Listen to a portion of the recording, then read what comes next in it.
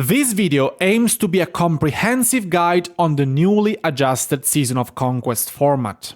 I will therefore try to answer to all the most asked questions, like how much do the Crystal Mine and Research Center cost now to upgrade compared to before?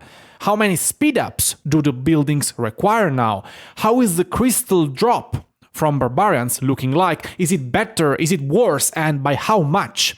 Is it true that the daily bundles have changed? And what about the technology? Can lower spenders now have fun overall in this format, or it's like before? I'm gonna answer to all of these, so consider subscribing to the channel and activating the bell for notifications if you enjoy this type of content. Remember that you can always change your mind later. So sit back, because this video is going to be a little bit longer than usual. You can click on the single chapters in the video description if you are interested in something in particular, or if you need to rewatch anything later on. Let's go!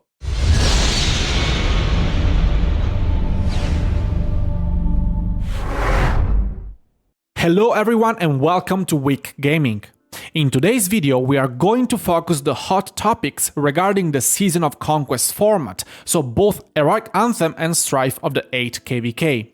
We are not going to speak about the differences between Heroic Anthem and Strife of the 8 just yet in this video, but if you need some information regarding the two formats because maybe you don't know which one to pick and you want me to discuss about it, just drop a comment down below and let me know. First important preliminary information: in the Season of Conquest KVK, there are two new structures that you will be able to build in your city as soon as you enter the KVK map. Many of you already know this, but for who doesn't, I'm talking about the Crystal Mine right here and the Crystal Research Center right there, which can both be upgraded to level 25 just like any other of your buildings. If we now click on the info box of the Crystal Mine, you can see that my Crystal Mine has already been upgraded to level 25, which is something that you should really do right away, and I will explain you why. This Crystal Mine gives me 8,000 hourly crystal workload, with a maximum of 400,000 crystal workload. It means that if you don't have any other production buff and you obtain just the 8,000 crystals shown here, you will have to go on the mine, so let's go on the mine, drag this bar until the end and click work more, at least once every 50 hours. I can tell you already that this will need to happen much more frequently, as you will have extra production speed that can be obtained in two different ways. First, you can complete the Bastion quests and level up your Bastions for extra production speed, and second, you can buy the KVK Crystal Supply Bundle for $5, which is going to last for the entire KVK, and it's gonna give you a bunch of daily crystals and 50% extra production speed. Let's take a look. Let's click on Bastions. Let's go view this Bastion right here. So you can see that if we click on the info box, the favor and the Crystal Mine work speed is gonna increase alongside with the levels. So level 1, 0%, level 2, 1.5, level 3, 3%, and so on. If we now click on the bundles and go on Supply Depot, this Crystal Mine work speed Premium Season Crystal Supply is gonna give you 60,000 crystals per day and also 50% extra production speed. You will be able to see the total production speed that you have here by clicking on the Crystal Mine and reading this box right here. Crystal Mine work speed plus 72.5%, which is gonna be divided in 50% granted by the seasonal supply and another 22.5% from the Bastion boosts in my case, for a total of 72.5%, but this number is going to rise a lot just by doing your daily quests, so each day you are going to boost your crystal efficiency a little bit more. So don't forget to complete all of your 15 daily Bastion quests. The second building is the Crystal Research Center. Upgrading it will consent you to proceed further with the researches that require a certain level of your research center, and will also give you a reduction in the cost of those researches. In fact, if we click on the info box right here, you can see that my level 16, is giving me 2.2% research cost reduction, up to 5% when the building will be at level 25. Of course, this bonus can be increased as well by completing a particular research that I'm going to show you right now, Skillful Operation 1, up to 5% crystal cost reduction, and the same one but part 2, Skillful Operation 2, which is going to give you another 10% crystal cost reduction, for a total of 20% when the building is at level 25. This means that on 1 million crystal cost, you are going to pay just 800,000, which is very good. Let's now speak about the differences in this building system compared to the previous Season of Conquest. Let's call them 1.0 and 2.0. As you can see from this spreadsheet on the screen, which like last season was beautifully compiled by Pimpin from Kingdom 307, the previous crystal cost to upgrade the mine to level 25 was 2.8 million crystals, reduced now in the Season of Conquest 2.0 to 1.8 million. The research center costed 7.6 million crystals to upgrade to 25, while now it costs 4.2 million. The cost has been therefore reduced by 37% in the case of the mine, and by 45%, so almost half of before, in case of the research center. The bundles, though, have not been increased in price and give the exact same amount of crystals as before for the money you were paying. For about $100, you get a total of 12.3 million crystals, which if before were just a little bit more of what you had to spend just to upgrade your buildings, now you will have a lot of leftovers to use for your technology. Another important modification is that everyone now starts with 1.5 million crystals, which will consent you to bring your mine almost directly to level 25 when you enter the KVK, which is something, as I said before, that I highly suggest you to do. This is a very important advantage at the start that you don't want to miss out. I've read, though, a Kingdom mail sent out by Bunny, the King of 1254, so a very reliable source, which says that there is a bug that converts your 1.5 million crystals into gold if you claim the system mail before you enter the KVK map or before it appears anyway. So it suggests to slow down your fingers and not to rush on this. Of course, if you had this issue, just report it to the customer support. I'm sure that there is a way you can get your crystals back. On a speed-ups standpoint, upgrading your buildings is much cheaper now. So if you don't have all of your city buildings at maximum level, you will not sacrifice your account as much as before. In fact, the total building time for the mine and the research center combined is about 29 days in the 2.0 version of the Season of Conquest, which is way less compared to the previous speed-up cost of 91 days. The speed-up cost has been reduced by 70%. Very nice. So we have now answered questions about the cost of the buildings in terms of speed-ups and crystals compared to before. Let's now speak about the ways to obtain crystals and how have they changed. You can acquire crystals in 4 ways. First, by working in your crystal mine. Everybody can do it. Second, by completing the daily Bastion quests, which income depends on the quests and also on your research level. In fact, completing some researches will grant you extra loot in terms of favor, which is the number of hearts or points necessary to level up your Bastion, and also in terms of crystals.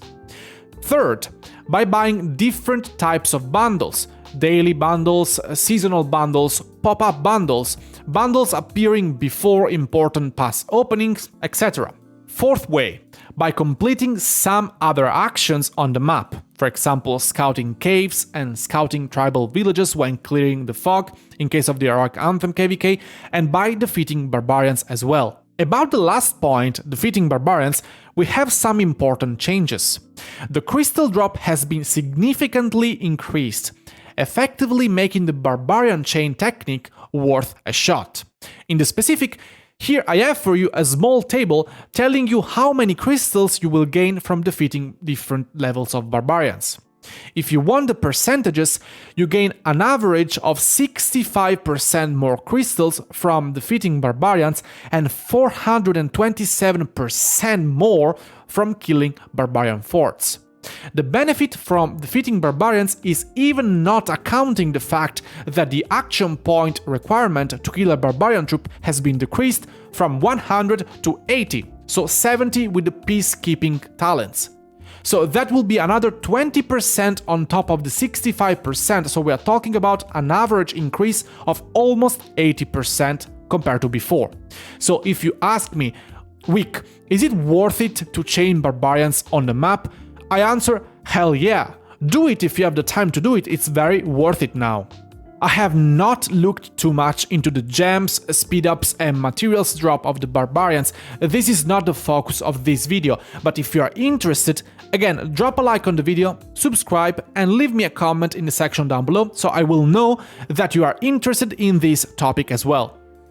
Another question regarding the crystals is about the daily bundles. Before, you could purchase the Conqueror's Wheel up to $100 tier. So if we go here and click on Super Value Bundles, you can see that I have here the $5 tier of the Conqueror's Wheel. Now, in the Season of Conquest 2.0, this is not possible anymore. You can now purchase 3 tiers of this bundle, respectively the $5, $10 and $20 tiers. This is nice in my opinion, not to create a huge gap between pay-to-win and low spenders already at Pass 4. So we enter now this other topic, which is extremely important. How have the researchers been affected in this update? Let's pop on the screen a couple graphics which have been made by Aniarchy from Kingdom 93. Yes, the Kingdom we always need to thank for all the leaks and the good stuff, so if you want to join them or just speak to them, you will find the link to their Discord in the description down below.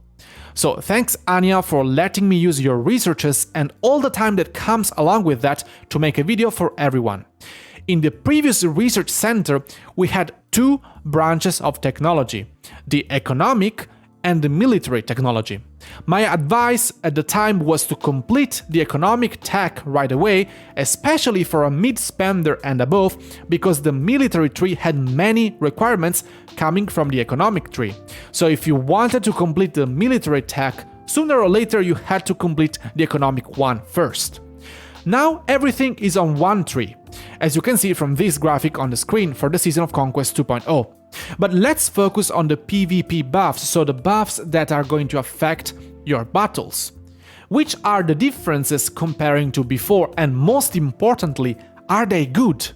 As you can see from this graphic made by Aniarchy, in the version 1.0 you could get up to 30% troop attack, 30% troop defense, 30% increased damage dealt, which is multiplicative, and if you don't know what I'm talking about, click the card up on the top, 50% troop capacity and 30% decrease cost for healing, alongside with 30% march speed and 50% city rally capacity and other buffs that we are not strictly interested in. In the Tech 2.0, the defense has been totally cut. There is an extra 12% attack for all the troops, so 42% now, 30% before, while the damage dealt has been decreased from 30% to 10%, which is a big deal.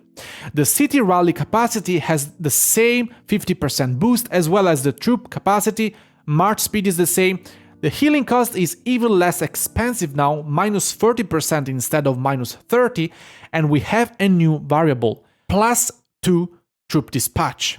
This means that players can now dispatch 7 marches on the field instead of 5, when they complete all the technology. This particular point can have a neutral point of view or a negative one, depending on the situation. I'm gonna explain to you my personal point of view.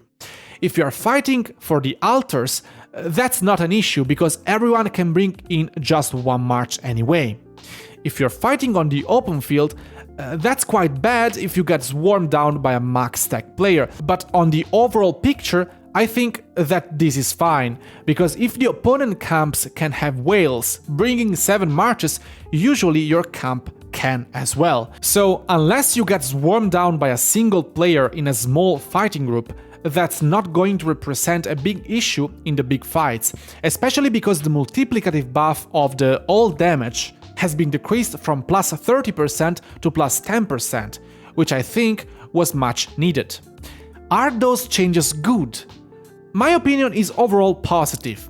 I think they found a good balance between revenue and fun for everyone, especially because they cut the upper tiers of the daily bundle, which will not give the opportunity to the big spenders to go too far in technology before the first fights.